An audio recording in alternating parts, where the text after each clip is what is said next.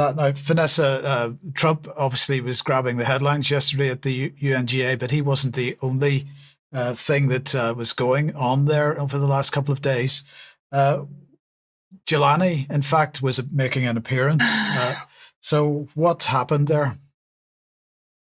Yes, well, apparently the first Syrian president to attend the UNGA in New York for almost 6 decades. The fact that he's an unelected president, he's formerly ISIS and Al Qaeda, had a bounty of 10 million on his head.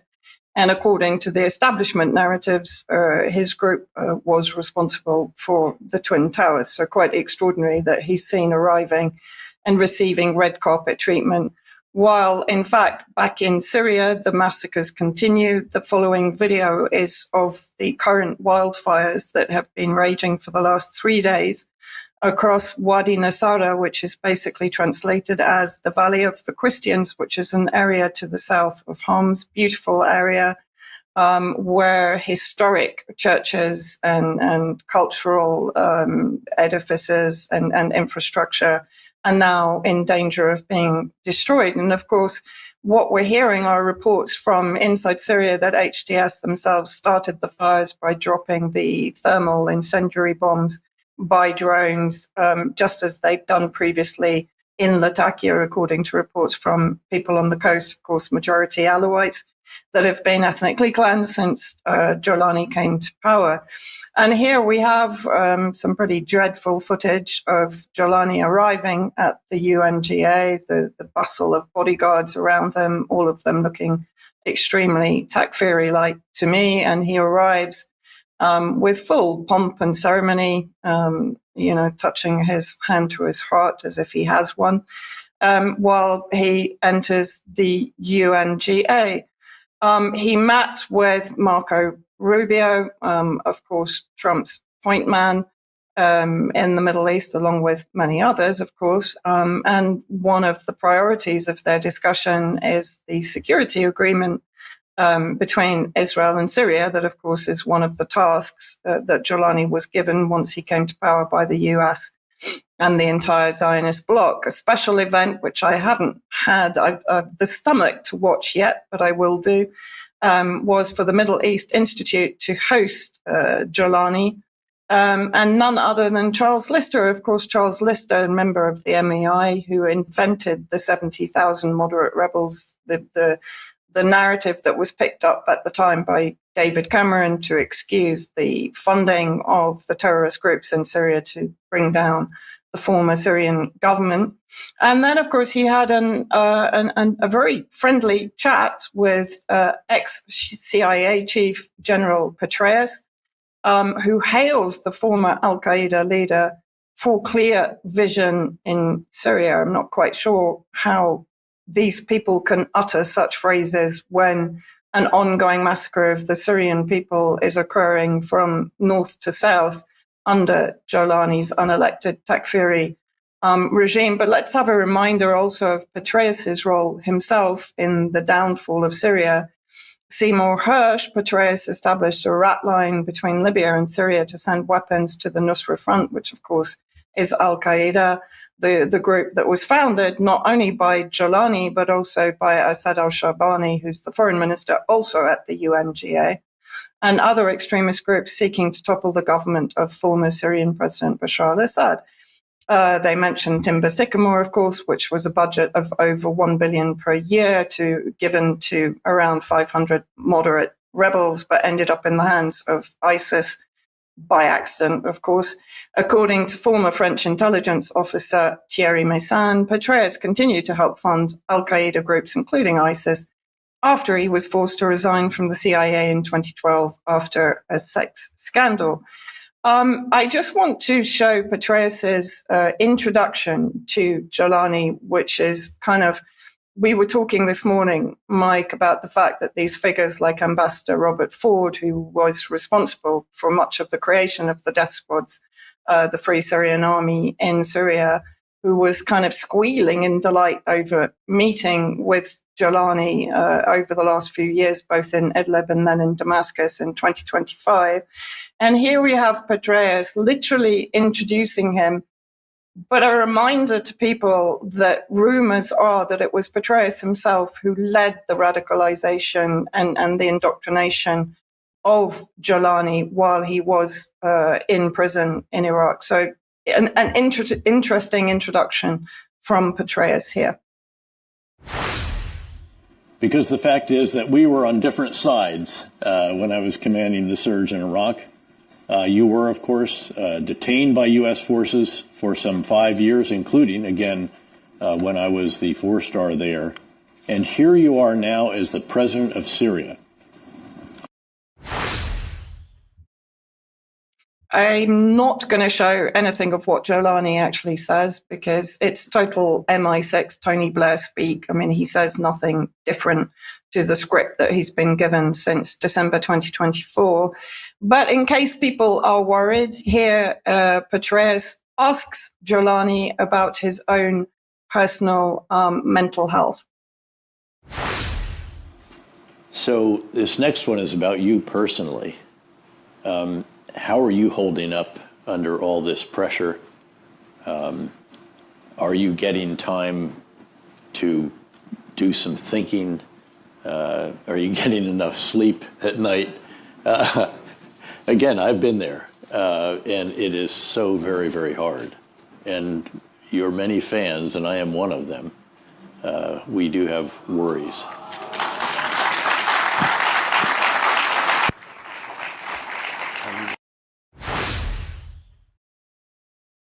I mean, this is just grotesque. This man was responsible for mass beheadings, executions, terrorist attacks in Iraq, even before he came to Syria, and now is responsible for the mass ethnic cleansing of minorities in Syria that are barely mentioned in the entire interview. And I don't know. I mean, I would love people's comments, but I just find this absolutely abhorrent that he's being feted to such a degree and that allegedly he's in among friends and allies. Well, what does that tell you about the US regimes, successive regimes that have supported the breakdown of Syria and the destruction of the people of Syria? Charles, let's ask for your thoughts on that. I think that engagement between Jolani and Petraeus has to be one of the most extraordinary things that I've seen in recent times. And it should cause anybody believing themselves to be on either side to call into question absolutely everything they thought they believed or stood for. It makes a total mockery of everything Petraeus has supposedly done in his career or what he should have done it for. And exactly the same should be said of Jolani. I mean, it dispels any sense of doubt that this entire narrative and situation is driven by forces out of sight that we are apparently never told about. Absolutely extraordinary. The only thing I would add on UK column content is there's a very good interview on the website with Michael Yon, Ben Rubin interviewing Michael Yon. It's called Who Runs the Jungle? And Yon gives a very interesting anecdote about bumping into Petraeus, who he knows, at an airport. So please go and listen to that interview. Thank you, Charles. Okay, let's move on. If you like what the UK column does, we do need your ongoing support. We want to say a massive thank you once again to everybody that is contributing. If you would like to help us out, there's a big blue button on the front page of the website that will take you to a page that will give you the various options. If you can't help us financially, that is fine, but please do help us by sharing our material because we have to deal with the censorship regime. And that helps us a great deal. Another reminder that tickets are all sold out for the York event on the 18th of October. However, you can still follow along on the live stream. So if you haven't got a ticket for that, please consider it. And that's details are on the UK column shop. Now, Jerm is still in China. So tonight we're rerunning the interview that he did with Andrew Wakefield. So that starts at 7 p.m. And tomorrow, I'm going to be speaking to Vanessa at 1 p.m. Vanessa, very briefly, just tell us a little bit about this. Well, I think it's just a very open discussion that we had, Mike, about the way that the sectarian divisions are going to be weaponized against Western populations, having historically been used, of course, to divide and conquer the countries, particularly of West Asia, or as it's known, the Middle East. Yes, thank you for that. And so that will go out at 1 p.m. on the live stream tomorrow. So join us for that. I just want to remind everybody of the interview that went out yesterday at 1 p.m. With Andrea Klaric. So I was speaking to Andrea about engagement with people in Croatia on issues such as migration, digital ID, CDBC, censorship, attitudes to the war narrative. And we also discuss what appeared to be attempts to recreate tensions which led to the war with Serbia in the 1990s. So if you didn't see that yesterday, we've had some really good feedback on that. Please do join us for that, or get on the website and watch that. And Charles, then the Food and Health Festival. Yes, this is being run in Edinburgh by Common Knowledge Edinburgh this Sunday, the 28th of September. I will be there speaking. Diane will also be there, and it will be a very wide-ranging day considering all factors pertaining to your control of food and health. And Charles, just remind us of the 1,000 Words podcast just before we show the little trailer.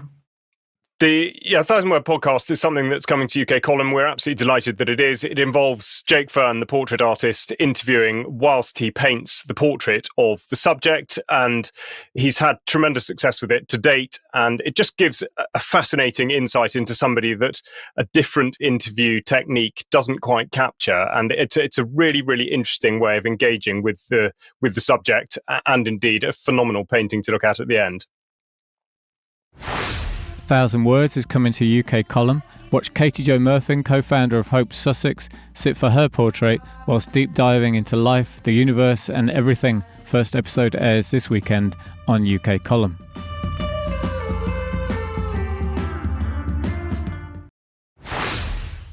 And Charles, correct me if I'm wrong, that's 7 p.m. on Sunday? Correct. Thank you. Absolutely it is. Yep. Okay, thank you. Back to you and back to the Middle East. Now, you're obviously based in Lebanon, but how is the pressure building there? Because obviously Lebanon still has, effectively Syria to the north and Israel to the south. Yeah, to the east and the north for Yes. Syria, of course, and Israel to the south. And Israel, in reality, has increased its number of occupation points in southern Lebanon to 7 rather than 5 previously.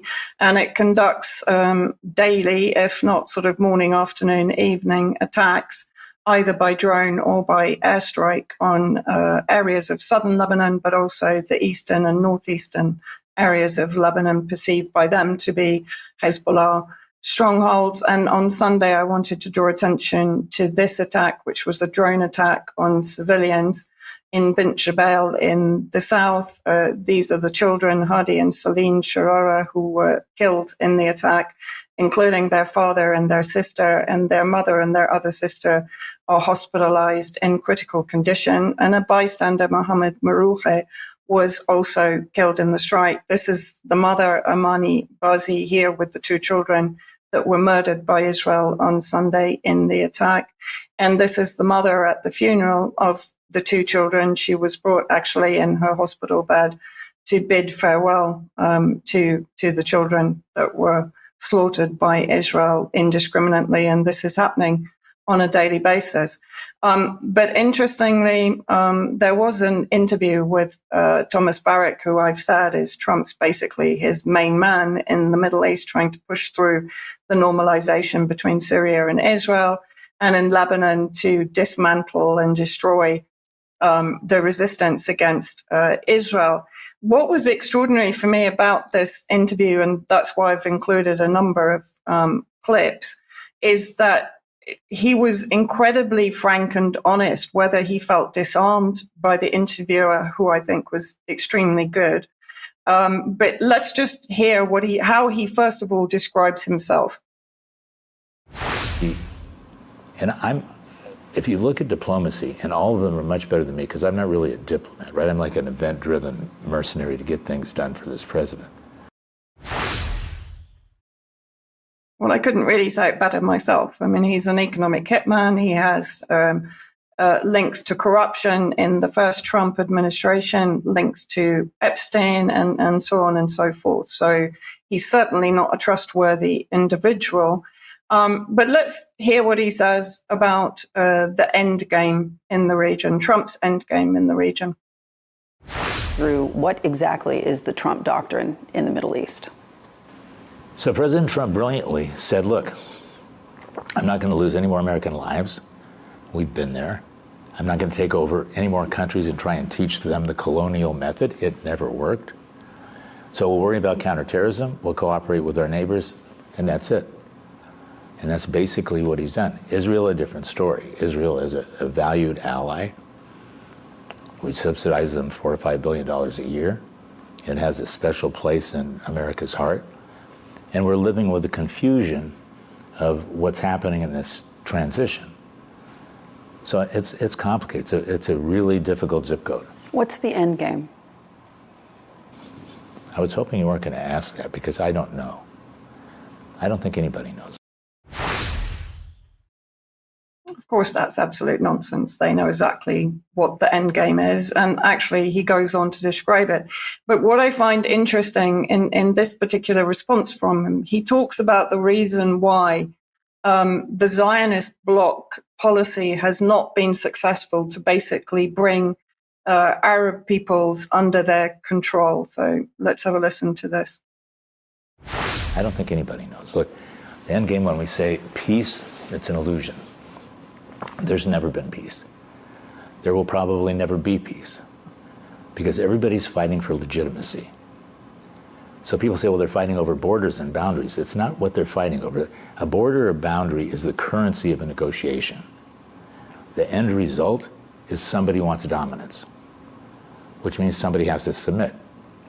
In that part of the world, submit, there's no Arabic word for submit. They can't wrap their head around submit. So eventually, prosperity is the only answer. So he's very clearly saying there that submission is not an option from the Arab resistance. And someone pointed out to me that the word Islam means submission to the word of God for Muslims. But of course, the Middle East is not only made up of Muslims, there's Christians, there's all manner of minorities and minority faiths in the Middle East, in Lebanon, Syria, and Iraq, and so on. But what for me is this arrogance that, damn it, the Arabs won't submit to doing what we want. But he then brings in the idea of prosperity, which is effectively, well, if we can't get them to submit through what we're doing, for example, in Palestine, then we'll incentivize them with prosperity, which is, of course, exactly what they've done with the Arab Gulf states. So then he goes on to talk about the role of Hezbollah. And again, this is very interesting. He actually admits that the American policy or the Israeli policy in Lebanon is effectively increasing the popularity of Hezbollah. So let's have a look at this. So until Hezbollah, which is 70,000 troops, we don't recognize it. Hezbollah is a foreign terrorist organization in American parlance. I get in trouble every time we go into this discussion because in Lebanon it's not, right? In Lebanon it's a political party. It has 27 parliamentary seats out of 166 or so in parliament.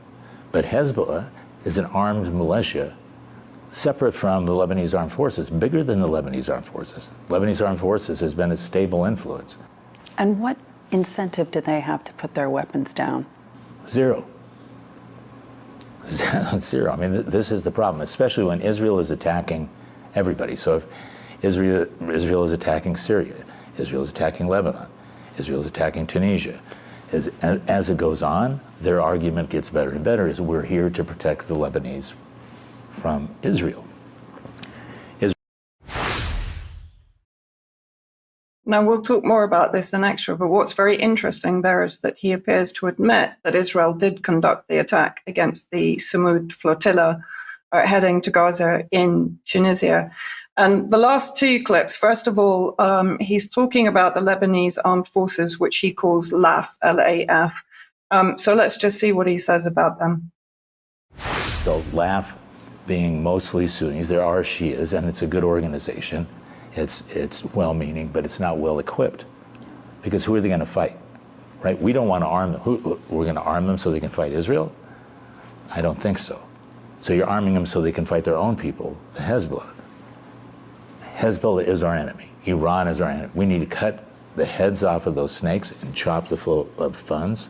That's the only way you're going to stop Hezbollah. So this is quite extraordinary. He's actually admitting that America is keeping the Lebanese armed forces at a level where they can't defend the country against Israel, but they can be used to turn against their own people, i.e. the resistance. And then the final comment that not the final comment, I recommend everybody watches the whole interview, but this comment he makes about if you don't come into line in Lebanon, what he will do. So let's just play this. And I don't mean this in a disrespectful way, because all they do is talk. There's never been one act. We've told them, do you want our help? We'll give you our help. We gave them a playbook. They can't get there. They can't execute. No, absolutely not. So we say, fine, we're not going to execute. You know who's going to execute? Walk across that border. Do you see where Jerusalem is? Jerusalem is going to take care of the Hezbollah for you. So, and that's what's happening right now. Absolutely.